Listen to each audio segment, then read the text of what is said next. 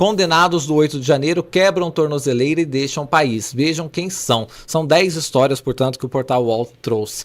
Bosco, quando a gente estava na nossa reunião de pauta, a gente, ao ver esse assunto, se escandalizou. Como que pode acontecer dessas pessoas fugirem do Brasil? Eu queria te ouvir sobre esse episódio, que é mais um desdobramento do 8 de janeiro. Mas a gente se espantou porque tem alguns aspectos desse processo aí que são muito inéditos, né? Porque a facilidade com que fugiram e, segundo a matéria do UOL, dá para você inferir ali uma aparente indiferença, não só das autoridades policiais, como do próprio Poder Judiciário, né? Teve casos em que a tornozeleira foi interrompido o sinal e a autoridade policial informou ao STF por malote. Quer dizer, o malote chegou 4 dias depois do rompimento da tornozeleira. Quer dizer, primeiro isso mostra uma defasagem no tempo enorme, né? Porque isso já devia, obviamente, estar sendo feito pelos computadores, né? Afinal, é algo para se comunicar em tempo real, né? Então, quem monitora viu o momento que aquilo aconteceu, mas mandou aquilo pelo correio para o STF. Quer dizer, é um negócio que mostra a precariedade desse processo. E também muito estranho, porque todas essas pessoas foram postas para responder em liberdade, né, sob medidas cautelares. Quer dizer, são pessoas que sabem da consequência disso. Por exemplo, quem teria chance de estar em regime aberto, se for pego e voltar, vai para regime fechado, né? E a possibilidade de eles conseguirem asilo é muito pequena, porque são pessoas que não têm a própria ficha, a condenação delas aqui, não é um caso de você interpretar como preso político, não é? Porque são pessoas que depredaram. Tem até São aí condenadas pela mais alta corte, muitas delas, né? pela Suprema Corte e por terem depredado prédios dos três poderes. Foi uma ação física, não há qualquer dúvida sobre isso, né? E depois a fuga é também uma segunda confissão de culpa, não é? E tudo isso vai se juntando com uma certa... Eu tenho, às vezes, algum receio de falar isso, algum constrangimento, porque eu não me sinto em condições de criticar isso, porque eu não sei como é que está esse processo todo, né? Mas passa a ideia de uma certa morosidade do judiciário com relação àquilo que chamamos de andar de cima, né? Porque todas essas pessoas aí foram as pessoas que, no seu conjunto, formam aquela massa de manobra dos verdadeiros mentores intelectuais desses atos, não é? E também dos financiadores, não é? Então a gente está de novo aqui tratando daquilo que chamamos de raia miúda, ou seja, aqueles que foram usados têm a sua responsabilidade nisso, mas muito mais importante são aqueles que arquitetaram tudo isso e aqueles que financiaram. Então eu acho assim, eu não tinha... são muitas pessoas, porque nós estamos falando de 10, mas são mais de 50, né, Afonso? Você depois vai explicar isso, Sim. porque tem investigados e tem condenados, né? Todos esses em fuga. Quer dizer, se a gente for olhar, tem aí uns 60, e também não gerou nenhum tipo de pedido da Interpol, né? Teve as autoridades policiais, em alguns casos, em Santa Catarina, me parece, também acharam que nós não fomos acionados para E ir atrás. atrás, então não Sim. fomos. Quer dizer, é um negócio assim meio esquisito. Parece que é uma cadeia de indiferença proposital em alguns casos, porque também não geraram nenhum boletim para a Interpol. Quer dizer, essas pessoas não estão sendo sequer procuradas ou perseguidas no sentido de serem recapturadas, não é? Olha, o levantamento do UOL aponta que ao menos 51 pessoas suspeitas de participar dos atos golpistas têm mandado de prisão em aberto ou fugiram após quebrar as tornozeleiras eletrônicas. E ao menos 10 fugiram foi do país. Estranho, uma certa leniência, deixa, aí depois a gente vai ver como é que fica. E aí eles ficam posando no exterior como se fossem perseguidos políticos. E, como já foi também muito bem destacado, eles não são perseguidos políticos, eles foram condenados pela Suprema Corte Brasileira, o Supremo Tribunal Federal.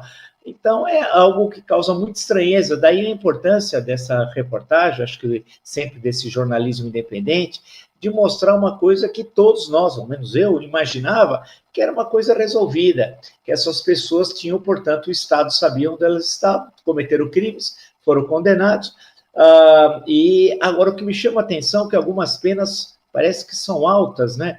E por que essas pessoas estavam circulando, entre aspas, livremente pelo Brasil, né? Eu não consigo ainda entender por quê. Temos aí o grupo que mostra a matéria do UOL. Deixa eu colocar até, nem meu óculos está adiantando que a letra tá pequenininha. Agora sim, olha, tem um músico de 59 anos de Santa Catarina, um corretor também de Santa Catarina, essa Raquel de Souza Lopes, Santa Catarina, temos de São Paulo, essa Aleta Soares, Rosana Gomes, de 50 anos, Jupira Rodrigues, de Minas Gerais, e Fátima Aparecida, empresária de São Paulo. Esses são os condenados que, portanto, já tiveram sentença no Supremo Tribunal Federal e estão fora do Brasil. Tem a outra aí, já podemos mostrar também, Simon, que é a imagem 3, que são dos investigados que, portanto, ainda não tiveram a condenação do Supremo. É este Luiz Fernandes Venâncio, de São Paulo, Flávia Cordeiro Soares, empresária de 47 anos, e Daniel Luciano Bressan, pedreiro e vendedor de 37 anos do Paraná. Parece uma saída fácil, né? Porque quando a pessoa está fora do Brasil, há uma dificuldade da justiça brasileira de alcançá-la. E nós sabemos que muitas dessas pessoas que participaram do ato no 8 de janeiro não têm medo das consequências. Se tivessem, o 8 de janeiro não tinha acontecido. Porque foi um ataque à democracia, uma invasão aos prédios dos três poderes, um ataque ao patrimônio público e, claro, isso não ia terminar, assim, facilmente para eles. Eles sofreriam alguma consequência disso. Mas não tiveram medo, assim como não tem medo nessa segunda fase. Então, não me surpreendeu o fato deles terem fugido. E eu acho que isso pode acontecer em outras situações também, desses centenas de presos do 8 de janeiro, que saem, como disse o professor, fazem um discurso fora do Brasil de perseguidos e presos políticos, como se fossem os injustiçados depois de terem cometido um crime. É que o Supremo Tribunal Federal precisa dar uma resposta a isso sob o risco de ficar desmoralizado, não é? Exato, é isso. Tem de dar a resposta. Então, todos nós estamos aguardando aí, né? Como é que fica. Esse é central.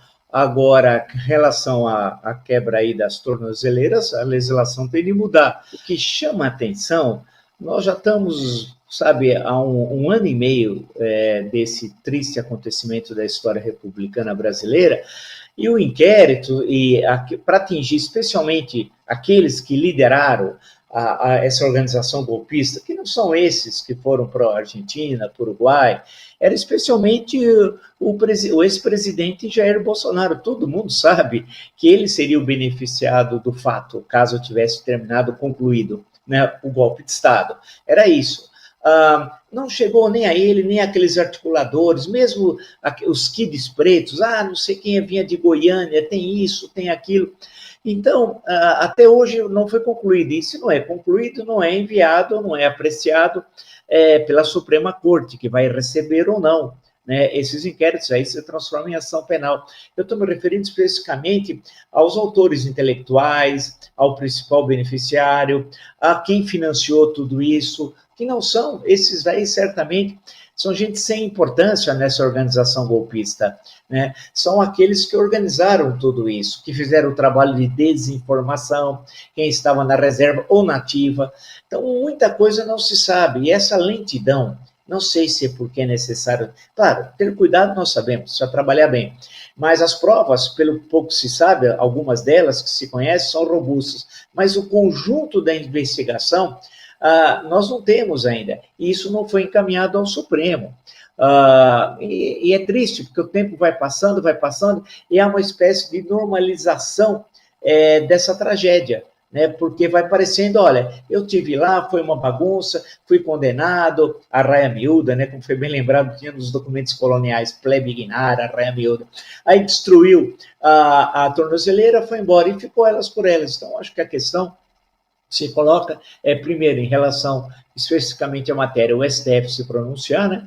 E, segundo, vamos ver quando, finalmente, os inquéritos envolvendo especialmente Jair Bolsonaro e o inquérito dos atos golpistas quando é que isso vai ser encaminhado ao Supremo Tribunal Federal. Tem aqui um caso específico que eu vou trazer aqui, que é do Luiz Fernando Venâncio. Ele se gravou em frente à Casa Rosada, em Buenos Aires, dizendo que foi muito bem recebido na Argentina e que já encaminhou todos os documentos para um pedido de asilo. Aí o que eu quero perguntar, Edilene, no caso dele e desses outros, é a certeza, ou pelo menos a convicção por parte deles, da impunidade, de que não serão alcançados. É claro que é remota a chance de tanto o governo argentino, mesmo com Javier Milei, ou do governo uruguaio com Lacalle Pou, aceitar um asilo de qualquer brasileiro condenado pela justiça por ataque à democracia, né? Ainda assim, mesmo que esses governos estejam mais alinhados à direita, ou seja, fazendo um contraponto ao governo brasileiro, muito dificilmente eu acredito que eles serão alcançados pela lei. Acredito que ficarão impunes, que conseguirão fugir, ficarão mesmo nesses países e não serão alcançados. Eu acho que o Supremo Tribunal Federal, embora tenha no início dado um gás grande para essa situação, essa história, e dado punições consideradas por alguns até uma punição excessiva, não é com tantas atribuições, o Supremo Tribunal Federal não vai se ater a essa história com tanto afinco como tem feito até então. Condena e depois quem cuida da fiscalização do restante da penalização, se volta para a cadeia, não volta, são outros órgãos também. Então eu acredito que agora, embora haja uma cobrança para que o Supremo Tribunal Federal se posicione mais firmemente em relação a essas fugas, eu acredito que isso não vai acontecer e eu também acho, como essas pessoas têm certeza que elas vão ficar na impunidade. Só para explorar um pouco, você acha que esses governos não darão asilo, mas independente disso eles ficarão por ali, Com isso? Com certeza. Na clandestinidade, sei lá, vivendo no país vizinho. Infelizmente, eu acredito que isso aconteça porque a gente não tem nenhum caso que prove o contrário, embora isso não tenha precedentes também. Mas, assim, dificilmente eu acredito que eles serão capturados ou sejam presos novamente trazidos ao Brasil.